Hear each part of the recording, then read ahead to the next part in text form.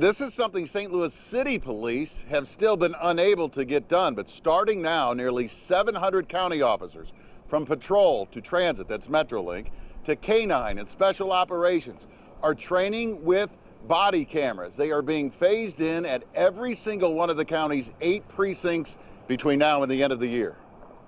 That is basically what you're seeing here. The first officers are breaking in the new body-worn camera system right now. The units look like smartphones and slide into a docking station and lens built into police uniforms.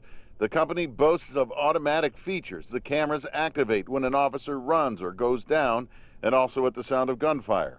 A sensor on the holster activates the camera when an officer draws his weapon. There are watch-like controllers for police who can also tap the camera off and on for sensitive conversations with crime victims and witnesses.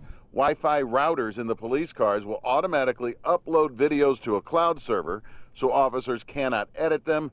The $5.03 million contract covers close to 700 body cameras and 350 car cameras for 5 years. I'm certain it speaks to the context of what our officers are involved in.